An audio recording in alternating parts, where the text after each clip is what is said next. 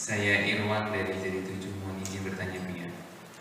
Buya, dalam tahap metodologi untuk pembersihan hati seperti yang digaji oleh Buya kan ada yang belum dibenarkan. Mohon arahan supaya benar-benar kita sampai pada titik kesadaran bahwa segala apapun yang kita miliki itu adalah atas kehendak Tuhan.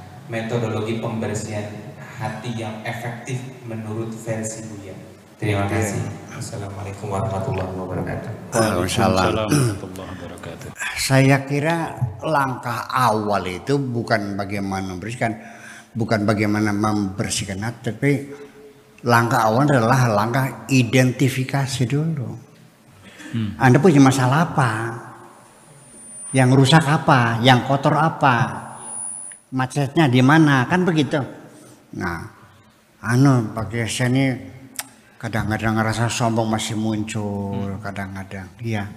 Kemudian juga seringkali malam gak tidur, sakit hati, dendam ingin balas, masih ada rasa dendam masih ada. Oh ya, itu penyakit hati, ya, dendam, kebencian, ya, rasa sombong itu penyakit hati. Yang bisa mengidentifikasi itu ilmu tasawuf namanya.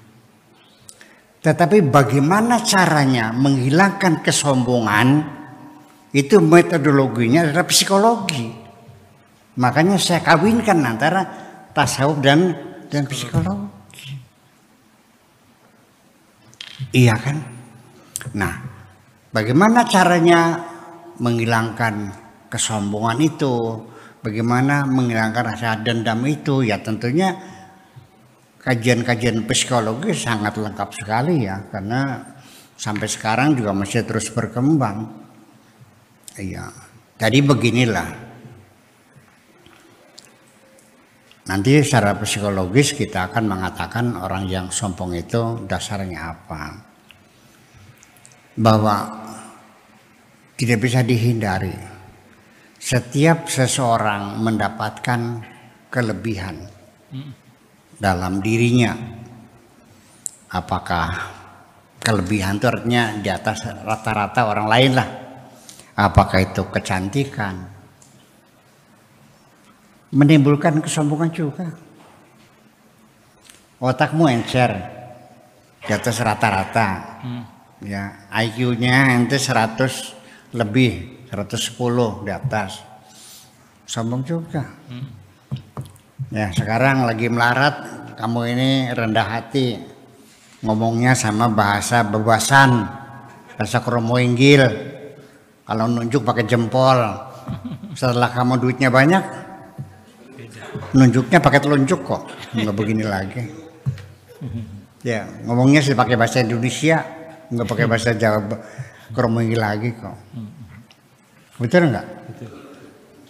Diundang sama tetangga miskin sudah nggak datang lagi, muncul sembuhan. Itu semuanya, setiap kelebihan itu memunculkan rasa sombong. Apakah secara terbuka atau memang Anda kemas juga tapi ya tetap sombong? Ya, pura-pura tawadhu kan gitu, bisa terjadi. Nah, caranya makin gimana? Kita dengan logika sederhana saja. Ketika engkau sadar bahwa kelancaran rizkimu itu adalah rizki dari Allah, wajahmu yang cantik jelita itu adalah anugerah dari Allah.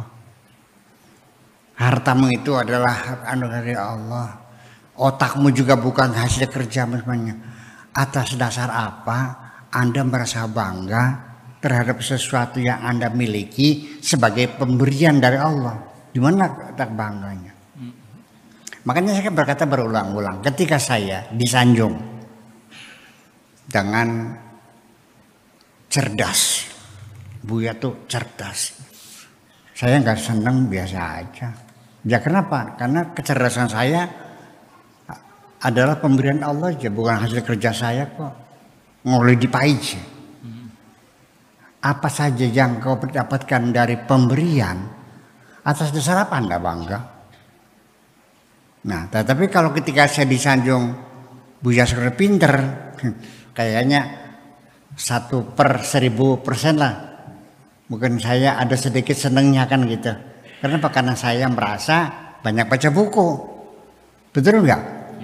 Kalau cerdas kan nggak belajar, ujung-ujung dikasih gitu aja, pembeli gitu. Nah semacam itu.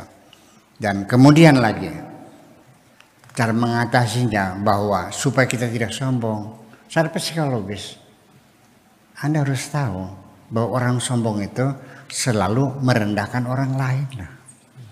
Kalau Anda ingin punya kepribadian yang disuka oleh orang, jangan kau munculkan kesombonganmu itu. Ya kan? Betul nggak? Ya kalau Anda tidak disuka oleh orang, Anda yang rugi siapa? Anda sendiri kan? Jadi di situ nanti dari sisi psikologi akan berbicara tentang untung ruginya, baik dan buruknya terhadap diri kita sendiri.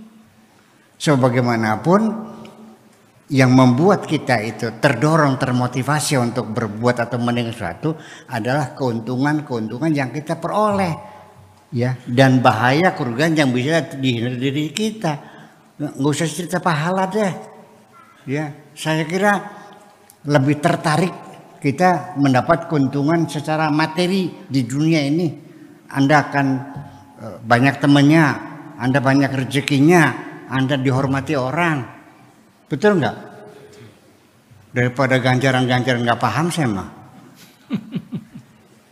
Iya, nanti pahalanya ngapain itu untung pahala?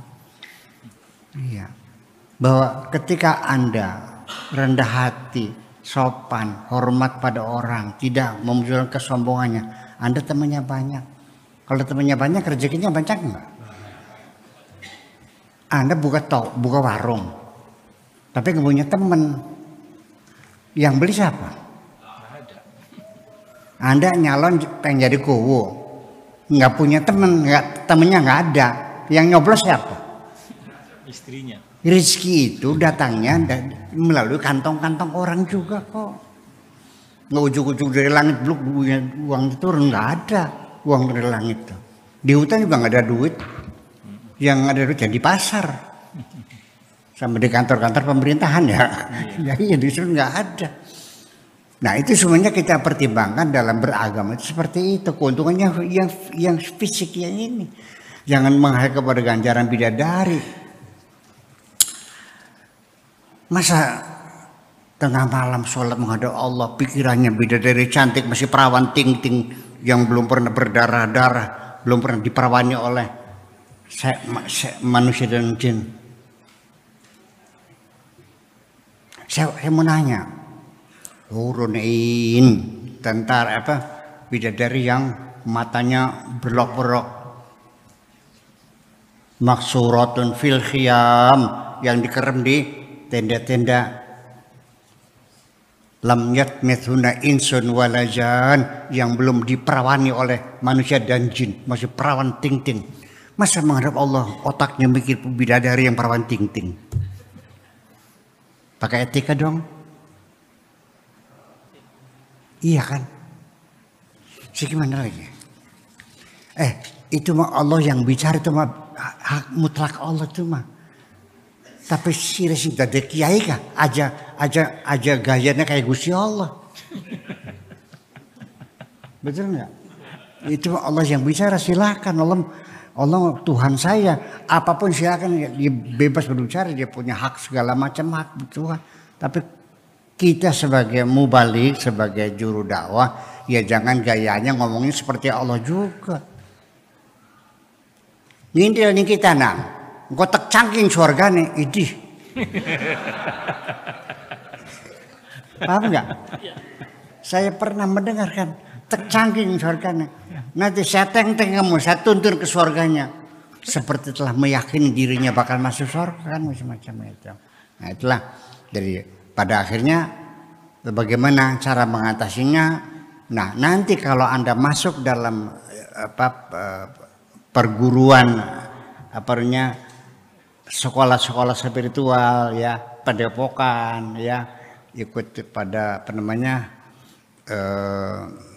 torekat-torekat, nanti itu caranya lain lagi, itu melalui langsung menggempur langsung dengan menyibukkan diri kita, berzikir sebanyak-banyaknya, kita sudah tidak mikir dunia lagi dengan berpuasa, ya kan?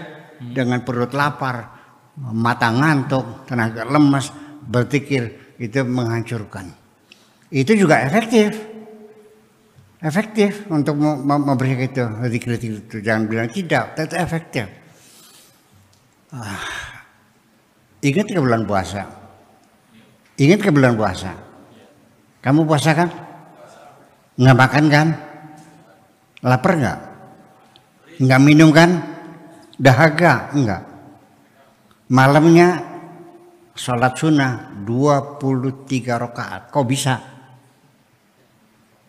Lebih lagi setelah selesai sholat baca Quran sampai jam 12. Kok bisa? Padahal lapar kan? Padahal lemes kan? Coba dibuktikan sekarang di luar bulan puasa. Sanggup nggak kamu sholat 23 rakaat? Baca Quran jam 12 malam. Sanggup nggak? Kenapa? Ya itulah ketika jasad kita ditindas, rohani kita bangkit. Itu. Ya, jadi kedua-duanya nanti kita pakai persoalannya mah. Ya, kedua-duanya kita metode dressur, namanya dressur. Itu seperti kita metode dressur itu seperti metodologi dalam ilmu jiwa binatang, bahwa binatang pun bisa dilatih melalui instingnya. Gajah bisa dilatih, bisa main bola kok. Betul nggak? Gajah bisa main bola nggak? Bisa. Burung bisa, kambing, anjing bisa berburu, diajak berburu kan? Iya. Burung apa? Burung elang kan bisa untuk menangkap unsur mangsanya. Apalagi manusia. Sistem dressur juga kita pakai sekali-kali untuk menuju kebersihan rohani semacam itu. Saya kira begitulah kira-kira. Makasih.